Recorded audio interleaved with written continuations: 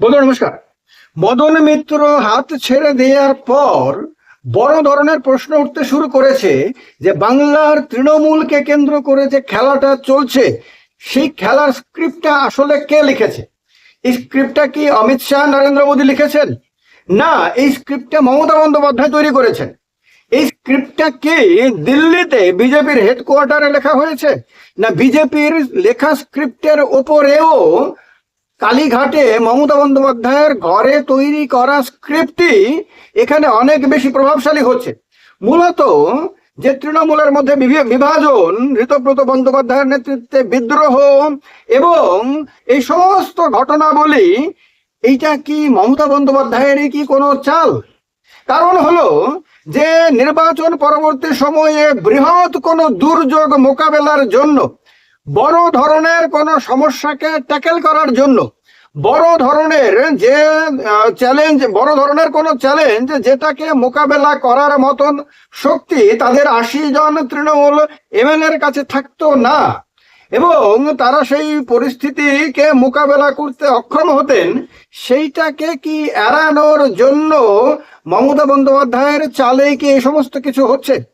মদন মিত্র মমতা বন্দ্যোপাধ্যায়ের সবচেয়ে কাছের এবং বিশ্বস্ত লোক এবং দুর্যোগের দিনের লোক। সেই মদন মিত্রর ছেলে বউকে আপনার ইডির নোটিশ দেওয়ার পরেই তিনি ঋতব্রতর শিবিরে যোগদান, এটা কি সাধারণ কোনো ঘটনা? না এর পেছনে একটা পরিকল্পিত খেলা রয়েছে? অর্থাৎ মদন মিত্রকে কি মমতা বন্দ্যোপাধ্যায় নিজেই সেখানে পাঠিয়েছেন যে যাও তুমি এখন এই দুর্যোগ মোকাবেলা করতে হবে, এই পরিস্থিতিকে সামাল দিতে হবে? এবং আরো অনেকেই যারা গেছেন সেখানে বিভিন্ন সময়ে, চন্দ্রিমা ভট্টাচার্য থেকে শুরু করে আরো অনেকেই গেছেন, তারা কি নিজেরা গেছেন, না তাদেরকে মমতা ব্যানার্জি নিজে পাঠিয়েছেন? তাদেরকে কি এই কারণে পাঠিয়েছেন যে এক তো হলো বিজেপির আক্রমণের ঝাঁজটা কমিয়ে দেয়া, আরেকটা হলো যে মমতা বন্দ্যোপাধ্যায়কে মানুষের কাছে অনেকটা রাজনৈতিকভাবে শহীদের মর্যাদা দেয়া? অর্থাৎ মানুষের কাছে যাতে মমতা বন্দ্যোপাধ্যায়ের সম্বন্ধে মানে একটা নতুন করে সহানুভূতির ঢেউ ওঠে, এবং আবার যাতে তাকে কেন্দ্র করে তার কর্মীরা যারা ছিন্ন বিচ্ছিন্ন হয়ে যেত, তারা আবেগে আপ্লুত হয়ে যাতে তারা আবার ঐক্যবদ্ধ হয়ে তার পেছনে এসে দাঁড়ায় এবং ভবিষ্যতের কোনো বিরাট লড়াইয়ের জন্য প্রস্তুতি নিতে সহজ হয়, তার জন্যই কি পুরো স্ক্রিপ্টটা লেখা হয়েছে? বিজেপি আপাতত মনে হচ্ছে, এবং মনে হওয়া খুব স্বাভাবিক, সবাই আলোচনা করছে, সবাই মনে করছেন যে শুভেন্দু অধিকারী বিভাজনটা করিয়েছেন, কারণ ঋতব্রত বন্দ্যোপাধ্যায় আলাদা হওয়ার আগে বিভিন্ন সময়ে তিনি শুভেন্দু অধিকারীর সঙ্গে দেখা করেছেন, কখনো দিল্লিতে, কখনো কলকাতায় তিনি দেখা করেছেন, এবং শুভেন্দু অধিকারীর বিভিন্ন সময়ের বক্তব্য থেকেও মানুষের এটাই মনে হয়েছে যে শুভেন্দু অধিকারী খেলাটা খেলছেন। এবং শুভেন্দু অধিকারী তো নিজে নিজে খেলবেন না, যেহেতু তিনি এখন বিজেপির নেতা, সেহেতু বিজেপির সর্বভারতীয় নেতাদের নির্দেশ বা তাদের অনুমতি অনুসারে তিনি খেলবেন। সুতরাং এটা সর্বভারতীয় বিজেপি নেতাদের পরিকল্পিত প্রয়াসেরই একটা অঙ্গ, এরকমটা সবার মনে হয়েছে, এবং মনে হওয়াটা খুব স্বাভাবিক, হতেই পারে যে এটাই সত্য।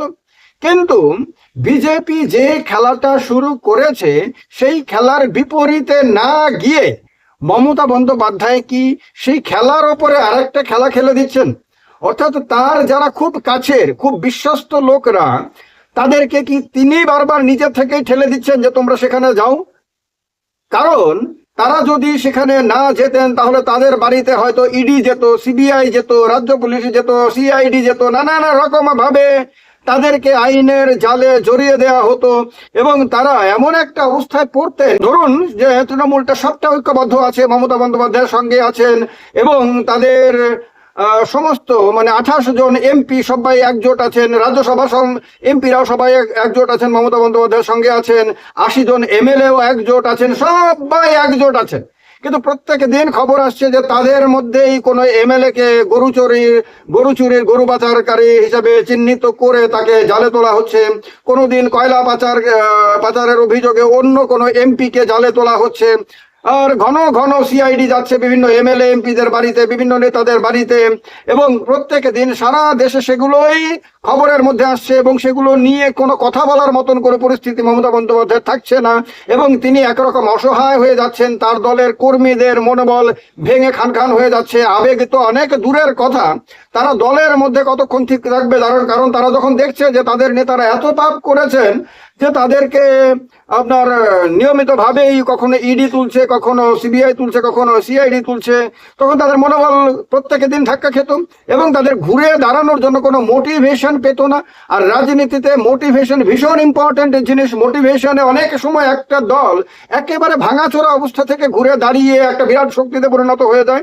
আবার মোটিভেশনের অভাবে একটা বিরাট শক্তিশালী রাজনৈতিক দলও ভাঙতে ভাঙতে ভাঙতে ভাঙতে শেষ হয়ে যায়।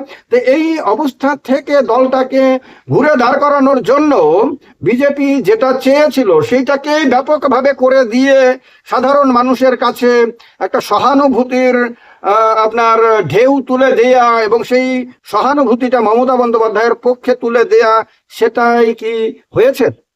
খেয়াল করে দেখবেন যে এই ভাঙাচোরার পরে থেকে এখনো পর্যন্ত, ভাঙাচোরা এখনো শেষ হয়নি, আরো অনেকেই যাবেন। কোনোদিন যদি শুনি যে কুণাল ঘোষ চলে গেছেন তাহলে অবাক হওয়ার মতন কিছু থাকবে না। এবং আমার ধারণা মমতা বন্দ্যোপাধ্যায় মদন মিত্রকে পাঠিয়েছেন। কুণাল ঘোষ যদি যান তাহলে তার পেছনে মমতা বন্দ্যোপাধ্যায় থাকবেন। আরো অনেককেই মমতা বন্দ্যোপাধ্যায় পাঠিয়েছেন এবং পাঠাবেন, সেটা আমার ধারণা। খেয়াল করে দেখবেন যে এই এতগুলো নেতা, এতগুলো এমপি, এতগুলো এমএলএ তারা মমতা বন্দ্যোপাধ্যায়ের হাত ছেড়ে দিয়ে তার একেবারে বিরোধী অবস্থান নেওয়ার পরেও তারা মমতা বন্দ্যোপাধ্যায়কে কেউ ব্যক্তিগত আক্রমণ করছেন না। মমতা বন্দ্যোপাধ্যায়কে তো তারা আক্রমণই করছেন না, মূলত যেটা রাজনীতিতে সাধারণ চিত্র। যখন একটা দল দুটো ভাগে বিভক্ত হয়, দুটো আলাদা আলাদা গোষ্ঠীতে বিভক্ত হয়, একটি গোষ্ঠী তার প্রতিপক্ষ গোষ্ঠীকে তীব্রভাবে আক্রমণ করে, কারণ মানুষের কাছে তাদেরকে সম্পূর্ণভাবে হেয় করে দেয়া, মানুষের কাছে তাদেরকে সম্পূর্ণভাবে আপনার ভিলেন বানিয়ে দেওয়ার জন্য উভয় গোষ্ঠী একে অপরের বিরুদ্ধে আক্রমণ করতে থাকে। এক্ষেত্রে কি আপনারা তা দেখছেন? এক্ষেত্রে দেখবেন এমপি যারা দল ছেড়েছেন বা মমতা বন্দ্যোপাধ্যায়কে ছেড়েছেন, তারা মমতা বন্দ্যোপাধ্যায়কে ব্যক্তিগতভাবে তেমন কোনো আক্রমণই করছেন না। হ্যাঁ, মাঝে মধ্যে তারা একটু একটু খোঁচা দিচ্ছেন অভিষেক ব্যানার্জিকে, তাও নামমাত্র। মানে দল ছাড়ার পরে আক্রমণ যে ধরনের তেজি হওয়ার কথা, যে ধরনের তির্যক হওয়ার কথা, তার ধারে কাছে পর্যন্ত না। এমএলএরা পর্যন্ত যারা বিদ্রোহী হয়েছেন তারা মাঝে মধ্যে একটু একটু সামান্য নামমাত্র আক্রমণ করছেন অভিষেক বন্দ্যোপাধ্যায়কে, কিন্তু মমতা বন্দ্যোপাধ্যায়কে তো তীব্র ভাষায় আক্রমণ করছেন না।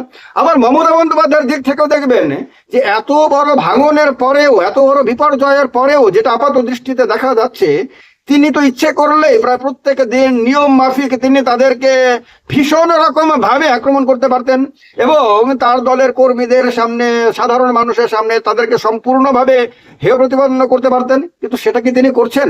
তিনি মাঝে মধ্যে যতটুকু না বললে না ঠিক ততটুকুই বলছেন, মেপে মেপে কথা বলছেন, শব্দ চয়নে অত্যন্ত যত্নবান, আক্রমণ করার ক্ষেত্রে আক্রমণের ধার ঠিক কতটুকু হওয়া উচিত সে ব্যাপারে যত্নবান। মাঝে মাঝে তার শিবির থেকে বা মিডিয়ারও একটা অংশ থেকে এমন এমন বার্তা দেওয়া হচ্ছে যে ঋতব্রত শিবির থেকে আবার অনেকে হয়তো ফিরে আসতে পারেন, বা সেখানে এনসিপিতে চলে যাওয়া এমপিদের মধ্যে আবার অনেকে ফিরে আসতে পারেন, এই ধরনের কিছু আসছে।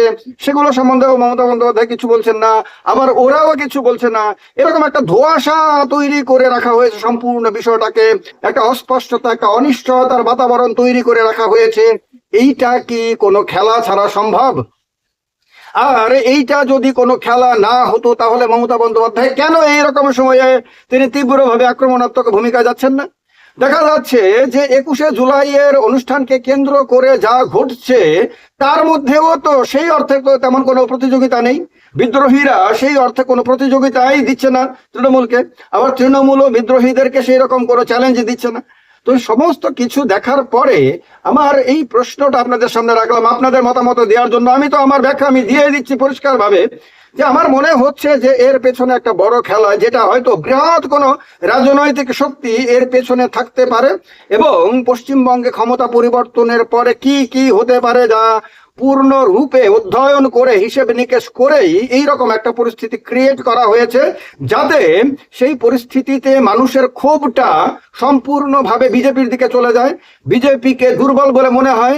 বিজেপিকে যে ক্ষমতায় আসার পরেও দেখো তারা মমতা বন্দ্যোপাধ্যায়কে কত বেশি ভয় পায় এবং তারা কতটা দুর্বল, কতটা অসহায়, যে তারা রাজ্যের মানুষের সেবায় নিয়োজিত থাকার পরিবর্তে বিরোধীদেরকে কিভাবে দুর্বল করা যায়, বিরোধীদেরকে কিভাবে ভেঙে খান খান করা যায়, সে নিয়েই তারা ব্যস্ত। এই সমস্ত কিছু অভিযোগের তীর যাতে বিজেপির দিকে থাকে এবং বিজেপি যাতে মানুষের নিন্দার শিকার হয়, সমালোচনার শিকার হয়, বিজেপি যাতে একটা মানুষের কাছে বিজেপির ছবিটা যাতে ভিলেন রূপে উপস্থাপিত হয়, সেইটাই কি কোনো বৃহত্তর খেলায় নিশ্চিতভাবে করে দেওয়ার চেষ্টা হয়েছে এবং হচ্ছে। এবং এইটাও কি অস্বীকার করার কোনো সুযোগ আছে যে মাত্র 2 বা 2.5 মাসও হয়নি এখনো পর্যন্ত ক্ষমতায় পরিবর্তন হয়েছে। এই অল্প সময়ের মধ্যে বিজেপির ভেতরের অবস্থাটা ঠিক কি অবস্থা? বিজেপির মধ্যে 3 জন তৃণমূলের প্রাক্তন এমপি কে আপনার এন্ট্রি দেওয়ার পরে বিজেপির কর্মীদের মনোবল কত বড় ধাক্কা খেয়েছে আপনারা ভাবতে পারেন? এটা কি বিজেপি চেয়েছিল? বিজেপির কর্মীদের মধ্যে মনের মধ্যে যে ভয়টা ঢুকেছে, সেইটা কি বিজেপি কোনোদিন চেয়েছিল? এটা কি বিজেপির জন্য সুখের খবর? আর এইটা কি তৃণমূলের এই কালীঘাট অফিসে বসে তৈরি করা কোনো স্ক্রিপ্টের অধীন যে ভাই এই রকমটা বিজেপি করতে পারে, আর করলে পরে তোমরা এই এই এই এই করবে বলে সবাইকে কি নির্দিষ্ট করে কাজের আপনার কাজ ঠিক করে দিয়েছেন মমতা ব্যানার্জি? মমতা বন্দ্যোপাধ্যায়কে যারা খুব ভালো করে জানেন তারা জানেন যে তিনি শুধুমাত্র যে ময়দানে লড়াইয়ের খেলোয়াড়, তীব্র লড়াইয়ের খেলোয়াড়, তাই না, তিনি রাজনৈতিক পরিকল্পনাতেও ভারতবর্ষে অন্য অনেক বড় বড় রাজনৈতিক নেতাকে অনেক পেছনে ঠেলে দিতে সক্ষম। এবং তার কারণেই বারবার নরেন্দ্র মোদী, অমিত শাহের পূর্ণ ক্ষমতা থাকা সত্ত্বেও তারা বাংলায় এসে কিচ্ছু করতে পারেন। আর এই কারণে এবার তাদেরকে ক্ষমতা পরিবর্তন করার জন্য এসআইআর আনতে হয়েছে, ইডি সিবিআই কে বারবার পাঠাতে হয়েছে, নির্বাচন কমিশনকে ব্যাপকভাবে ব্যবহার করতে হয়েছে, যার ব্যাপক সমালোচনার শিকার হয়েছে, ব্যাপক অভিযোগের শিকার হয়েছে। আরো কেন্দ্রীয় বাহিনী থেকে শুরু করেও যত রকম সম্ভব সমস্ত কিছুকে ব্যবহার বা অভিযোগ অনুসারে অপব্যবহার করতে হয়েছে। তারপরে গিয়ে তারা ক্ষমতায়, কেউ কেউ বলছে ক্ষমতা কেড়ে নিয়েছে, ক্ষমতায় স্বাভাবিক পরিবর্তন হয়নি, সেখানে জনমত মমতা বন্দ্যোপাধ্যায়ের বিরুদ্ধে যায়নি, সাধারণ মানুষ মমতা বন্দ্যোপাধ্যায়ের বিরুদ্ধে ভোট দেয়নি, বিজেপিকে ক্ষমতায় আনার জন্য ভোট দেয়নি, এরকম কথা পর্যন্ত বলা হচ্ছে। তাহলে এই সমস্ত কিছু কেন করতে হয়েছে বিজেপিকে? বিজেপিকে এই কারণে করতে হয়েছে, যদি সত্যি সত্যি বিজেপি এইরকমটাই করে থাকে, তাহলে করতে হয়েছে মমতা বন্দ্যোপাধ্যায়ের রাজনৈতিক বুদ্ধিমত্তাকে ট্যাকেল করার জন্য। সেটাকে ট্যাকেল করতে না পেরে অন্য কোনো বাইপাস দিয়ে ক্ষমতায় প্রবেশের জন্য।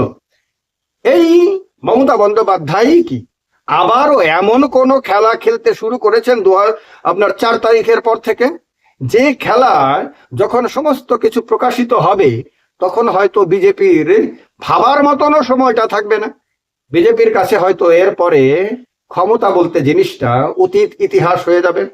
সেই রকম কোনো খেলা কি মমতা বন্দ্যোপাধ্যায় খেলছেন? তার দলের অসহায় অবস্থা যেটা আপাত দৃষ্টিতে মনে হচ্ছে, সেটা কি তারই কৃত্রিম ভাবে তৈরি করা একটা পরিস্থিতি? আপনাদের মতামত জানান কমেন্ট করে, কমেন্ট বক্সে। ভেরি ইম্পর্টেন্ট জিনিস। মদন মিত্র এই সমস্ত কিছু নতুন করে ভাবতে বাধ্য করেছেন। ভালো থাকবেন। জয় হিন্দ, বন্দে মাতরম।